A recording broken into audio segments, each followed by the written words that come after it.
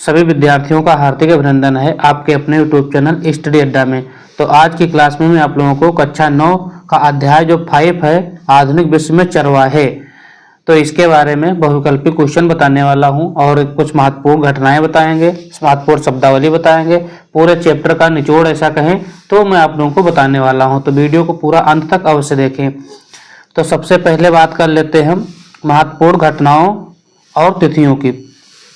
तो महत्वपूर्ण घटनाओं में जो है सबसे पहले बात कर लेते हैं 1871 ईस्वी।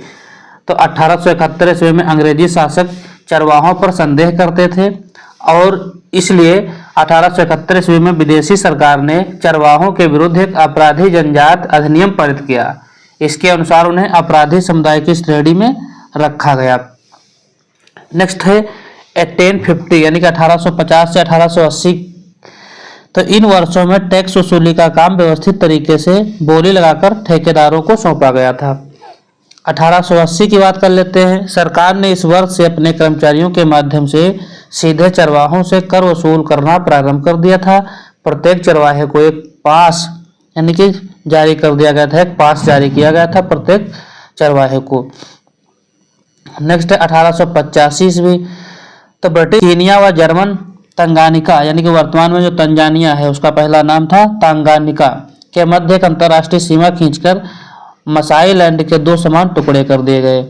सन 1947 में जब भारत पाकिस्तान का बंटवारा हुआ तो भारत पाकिस्तान के बंटवारे के बाद ऊंट व भेड़ पालने वाले रायका समुदाय के लोग ना तो सिंध प्रांत में प्रवेश कर सकते थे और ना ही सिंधु नदी के किनारे अपने पशुओं को चरा सकते थे। अब हम महत्वपूर्ण शब्दावली की बात कर लेते हैं। तो महत्वपूर्ण शब्दावली में सबसे पहले है रेवड़ या झुंड किसे कहते थे। तो ये मवेशियों का एक समुदाय हुआ करता था। भाबर क्या था? तो गढ़वाल और कुमाऊं के क्षेत्र में पहाड़ियों के निचले भाग के आसपास पाया जाने वाला जो शुष्क यानी कि सूखा वन क्षेत्र था उसे भाबर कहते थे। पठार एक निश्चित ऊंचाई पर समतल क्षेत्र जो होता था उसे पठार कहा जाता था। खानाबदोश या घुमंतू किसे कहा जाता था? ऐसे लोग जो एक स्थान पर टिककर नहीं रहते बल्कि अपनी आजीविका के लिए इधर उधर घूमते रहते थे उन्हें खानाबदोश या घुमंतू कहा जाता था। गद्दी हिमाचल प्रदेश के पहाड़ी क्षेत्रों का जो चरवाहा समुदाय था उसे गद्दी कहा जाता था। नेक्स्ट है बुग्याल। ऊंचे पहाड़ों में स्थित घास के मैदान जो थे उन्हें बुग्याल कहा जाता था। ये मोस्ट इंपोर्टेंट है। काफिला जब विभिन्न परिवार एक साथ यात्रा करते हैं तो ऐसा समूह काफिला कहलाता था। रबी शरद ऋतु की फसल जिसकी कटाई मार्च के महीने के बाद शुरू होती है उसे रबी की फसल कहा जाता था। खरीफ फसल सितंबर अक्टूबर के महीने में काटी जाने वाली जो शरद ऋतु की फसल यानी कि उसे खरीफ। नेक्स्ट बात कर लेते हैं ठूंठ क्या होता था। तो पौधों की कटाई के बाद जमीन में रह जाने वाली जड़ व तने का जो छोटा सा सूक्ष्म भाग था उसे ठूंठ कहा जाता था। परंपरागत अधिकार परंपरा एवं रीति रिवाज के आधार पर मिलने वाले अधिकार जो थे वो परंपरागत अधिकार कहलाते थे। मसाई एक अफ्रीका का समुदाय था। ठीक, तो ये जो है महत्वपूर्ण शब्दावली थी। अब हम बात करते हैं बहुविकल्पी क्वेश्चनों की जो कि आप लोगों के परीक्षा की दृष्टि से बहुत इंपॉर्टेंट है। अब बहुविकल्पी प्रश्नों पे चलते हैं। तो पहला क्वेश्चन है गुज्जर बकरवाल समुदाय किस क्षेत्र में पाया जाता है? तो गुज्जर बकरवाल समुदाय जो है वो जम्मू कश्मीर में पाया जाता है। Option number D right answer है। निम्नलिखित में कौन सा गुज्जर बकरवाल समुदाय का व्यवसाय है?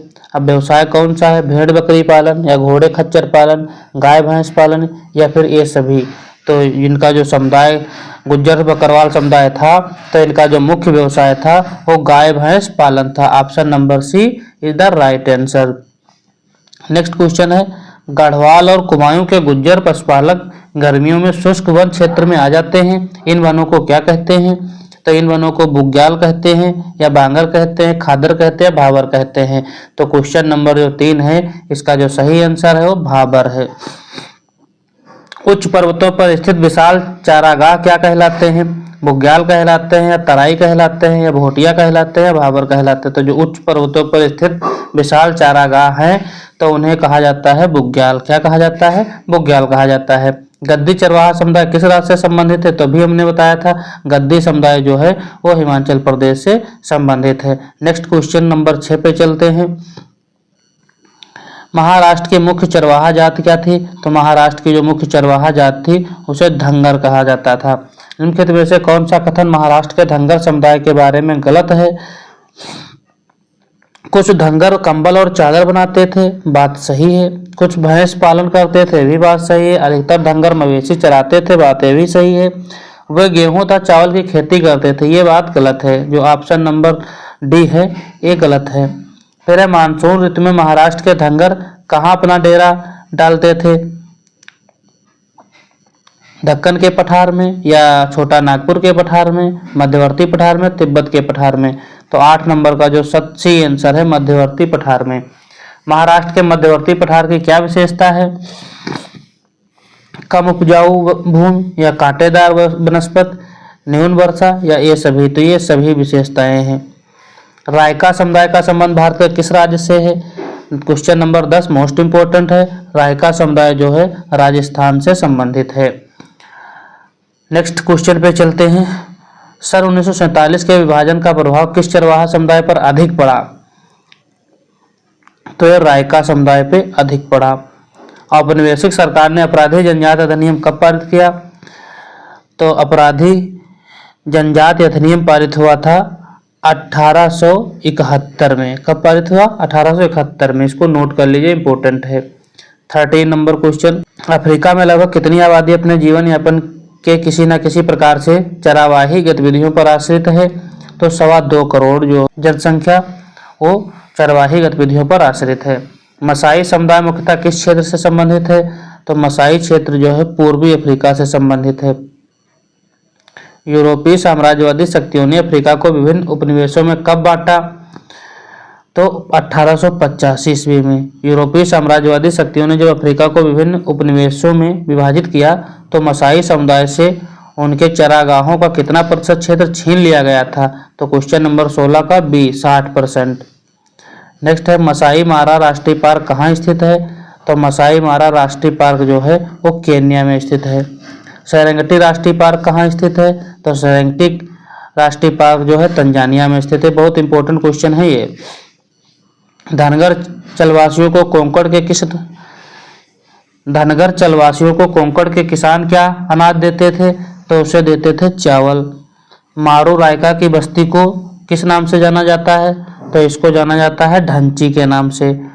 तो ये जो अध्याय 5 था इसके हमने आप लोगों को बहुविकल्पीय क्वेश्चन कराए, महत्वपूर्ण शब्दावली कराए, महत्वपूर्ण डेट कराए। वीडियो आपको पसंद आया हो तो वीडियो को लाइक अवश्य करें।